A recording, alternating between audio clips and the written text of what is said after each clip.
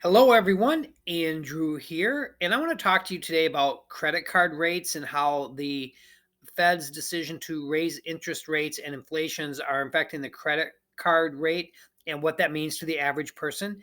And I'm going to be quoting an article from CNN Business today and also from bankrate.com. Now, just to start with, to let you know, I'm a real estate agent and my expertise is in real estate. So I follow the housing market very closely. And part of following that housing market is to follow what the Federal Reserve is doing because as they raise interest rates, it's crashing the housing market. Mortgage rates have more than doubled since the beginning of this year. So I'm seeing that in my business and I'm seeing it overall. I'm not trying to give financial advice here, just for full disclosure. This is not financial advice, but it's my opinion on what I've seen because of the housing market and the research I'm doing watching the housing market. I've made several videos on this topic of inflation. So if you would do me a favor and subscribe to the channel, check out some of them other videos because there's a lot of really good information on what's happening with these interest rates, how it's causing the inflation, because it's really affecting every one of us. It's affecting all of our pocketbooks. It's affecting all of us. So if you could subscribe to the channel and check out some of the other videos, I'll tell you some more about what's happening with inflation. Also, if you comment down below on what you'd like to see us talk about, love to talk about anything. And if you'd like the video, that helps me out a lot too. But as I said, according to CNN Business, credit card rates have hit a record high as the feds try to fight inflation. That was the headline. Credit card rates now are the average is 19.04% per year. That is actually the highest rate since bankrate.com started keeping records. So it's the highest rate on record for credit cards. And that's because the Federal Reserve is trying to tame inflation by raising rates, and that's causing your credit card rates to go up. They're trying to slow down the amount that people are spending. And really, so this is fairly new as far as most people having a credit card. Most people don't realize that in 1970, only 16% of all households even had a credit card, and now it's 70% of every person. 70% has a credit card now. There's over 1 billion credit cards in circulation. And a lot of that stems from in the 1970s, back 1978, the Supreme Court put down a decision that allowed banks to charge interest based on where the state that the home bank was located. Before, the banks could only charge interest where the consumer was located. So as states had different rates that they were allowed to charge, the banks could only charge where that consumer was located. Whereas then in 1978, the Supreme Court said wherever the bank is located, whatever the rate is in that state, they can charge that interest rate. So that started making basically a nationwide credit card availability because banks that were in another state that were charging higher interest, could charge that interest in every state that they had someone have a credit card in. So that's when credit cards really started to take off.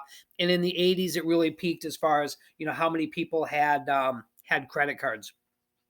So in some of the previous financial crises that we had, there wasn't nearly as much credit card debt as there is today. And like I'd mentioned, because of the interest rates now we're at 19.04% and mortgage rates have actually doubled in the previous year.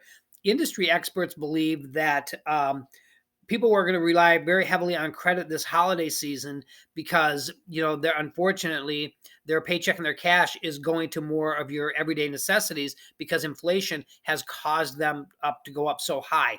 And again, if you look at one of my other videos on what the real cost of inflation is, it's pretty amazing when you look at how much things have gone up, just your everyday needs that you need to get. And so unfortunately, people are spending just on the basic necessities are spending so much more. So with the holiday season coming up, they're going to be relying more on their credit cards, which is going to be even more credit card debt. Now, right now, I want to give an example of how just this year, how this interest rate hike is affecting people.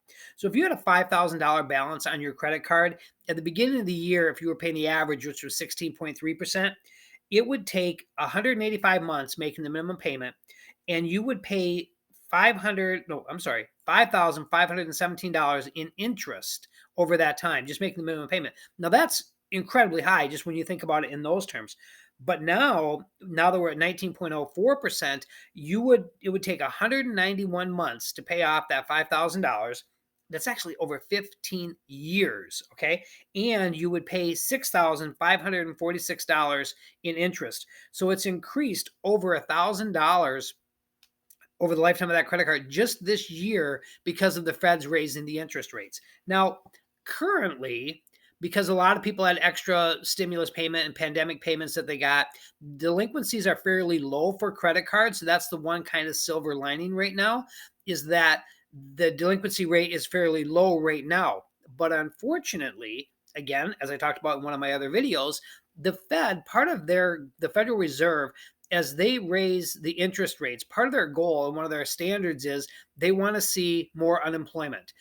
They call it balancing the labor market, and they want to see more unemployment. So, lack of a better way of saying it, they want people to lose their jobs. That's just a fact. It's not, they don't want to say it that way, but that's what it is. When you say you want more unemployment, that means you want people to lose their jobs. And they're going to continue to raise the rates until more people lose their job. And so, as delinquencies are fairly low right now, that could change very quickly as higher unemployment happens. Look for after the holidays to see more unemployment because there's seasonal employment right now, but also people are going to go into more debt because of their credit cards and they're going to be spending less after that. So, look for more unemployment. You're going to see more unemployment in the retail sector. But even now, just recently, Meta, who is the owner of Facebook, they've announced that there's 11,000 jobs they are cutting. Lyft just announced they are cutting 700 jobs. Redfin just announced they are cutting 900 jobs. Amazon, and this is Amazon's busiest time of the year, Amazon has put a freeze on new hiring. So those are some of the big players. But I know even just in my local economy, I live in Wisconsin, I'm in a rural area, but just recently I saw two different factories that are just gave their 60-day notice that they're closing down and those people are going to be out of work. So it's happening everywhere. That Fed goal of having more unemployment is definitely starting to happen. And when that happens, you're going to see more delinquencies in their credit card because people are going to have even less money available to pay all of their bills with.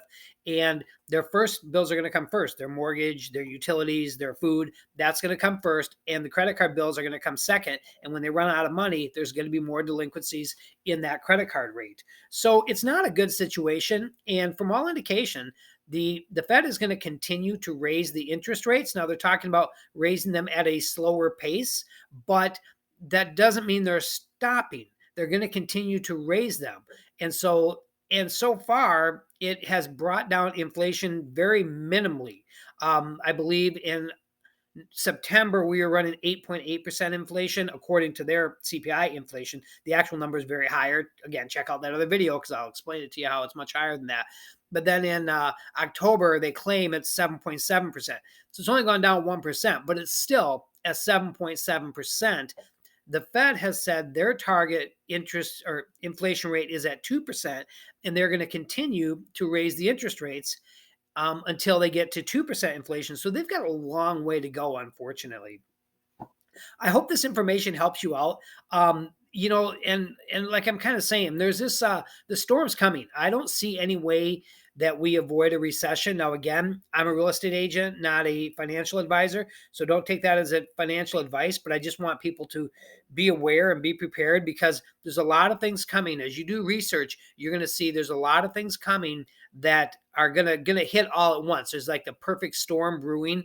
And I did a video on the diesel shortage and how it's a refinery problem, not a supply problem.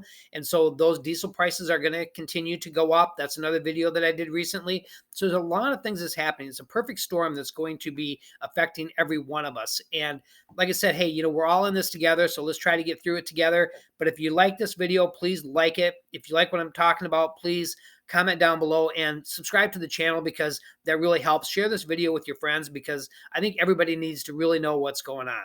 Thanks for watching.